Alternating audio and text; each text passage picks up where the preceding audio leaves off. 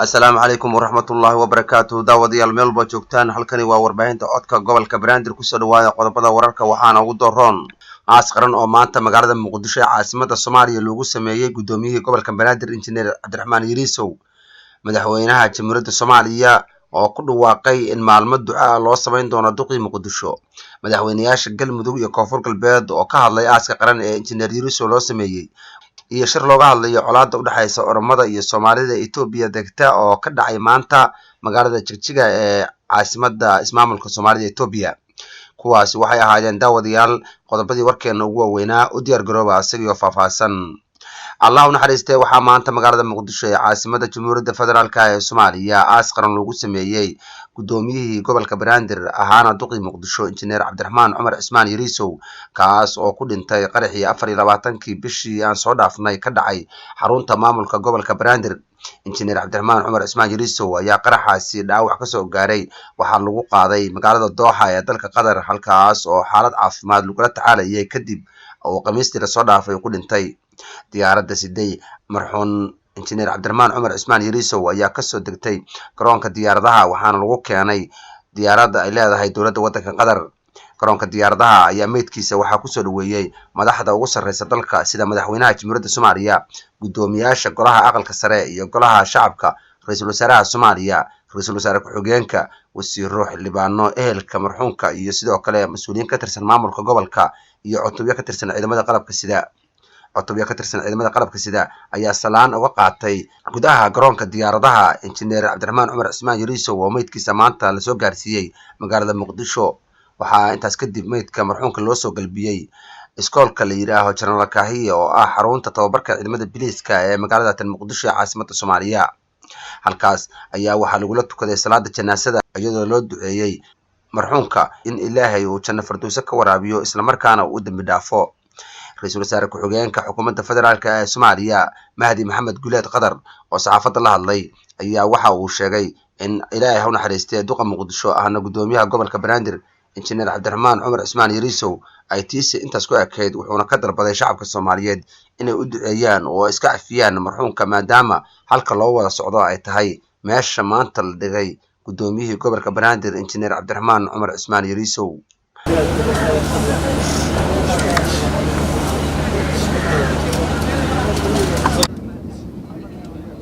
بسم الله الرحمن الرحيم والصلاة والسلام على رسول الله سيدنا محمد على آله وصحبه وسلم إنا لله وإنا إليه راجعون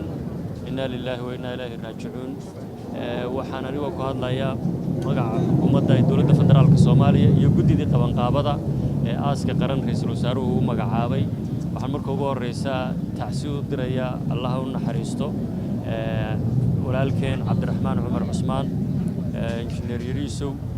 oo ahaa qof qaali ah waxaan doonayaa inaan tacsiyo diro dhammaan shacabweynaha Soomaaliyeed qoyskii iyo qaraabadii iyo ubadkii iyo ehelkii iyo waalidkii dhammaantoodba Ilaahay waxaan leeyahay sabir iyo iimaan hay naga siiyo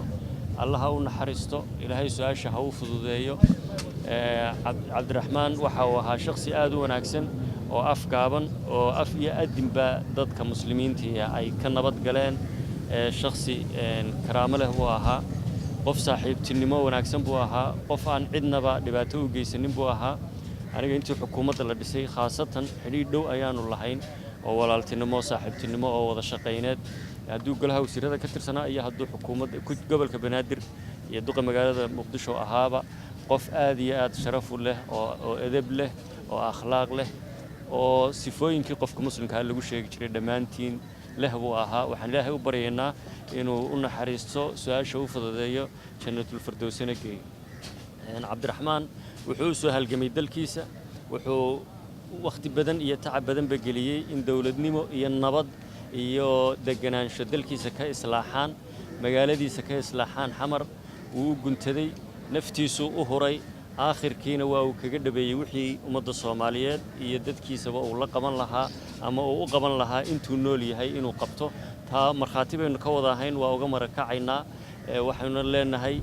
walaal weyn oo qaali ah baa inaga baxay Ilaahay sabir iyo iimaan hay naga siiyo inteena kale oo ummadda Soomaaliyeed ah mas'uuliyiinta ah dawlad iyo shicibba waa in tacabkii iyo shaqadii uu hayay aan si laban laabnaa suurta gelinaa in aynu dalkeena ka aasaasno nabad islaaxda magaalada xamar oo caasimadii dalka aynu nabad islaaxda ka aasaasno qof walba Soomaaliyeedba ku noolaan karayo niyadda iyo nabdigaba siin karayo waxaynu ku sogooteynaa walaalkeen aaska qaran iyo ducada qaran waxa jiri doonto oo kale oo madaxweyne Farmaajo ku baaqay in 3 cisho kadib baroordiiq qaran loo sameeyo kelmadaha ku munaasibka ah madaxweynaha ra'iisul wasaaraha asxaabta ehelka qaraabada laga oran doono xafladaas hadii Ilaahay yiraahdo waxaan leeyahay Ilaahay walaalkeen ha u naxariisto waxa inooga aadan oo kaliya in aynu u ducayno waxa kale oo doonayaa inaan munaasabadan uga faa'iideysto inaynu cafino dhammaanteen qof kasta oo wax u sheeganayay haduu jiro waxaan ka codsanaynaa aynu is cafino Ilaahay aynu u barino inuu u naxariisto innagana markaan miiqaamkiisa gaadhno Ilaahay inooga daba naxariisto waad mahadsantihiin wassalaamu calaykum waraxmatullaahi wabarakaatuh madaxweynaha jamhuuriyadda federaalka ee Soomaaliya mudane Maxamed Cabdullaahi Farmaajo oo ka qayb galay aaska qaran ee loo sameeyay gudoomiyihii hore ee gobolka Banaadir Injineer Cabdiraxmaan Cumar Cismaan Yariisow oo maanta lagu aasay iskuulka General Kahiye ee magaalada Muqdisho ayaa waxa uu sheegay in maalmo duco qaran loo sameyn doono duqa Muqdisho Maxamed Cabdullaahi Farmaajo madaxweynaha jamhuuriyadda Soomaaliya ayaa tilmaamay in duqa Muqdisho uu shaqo wanaagsan u soo qabtay qaranka Soomaaliya isla markaana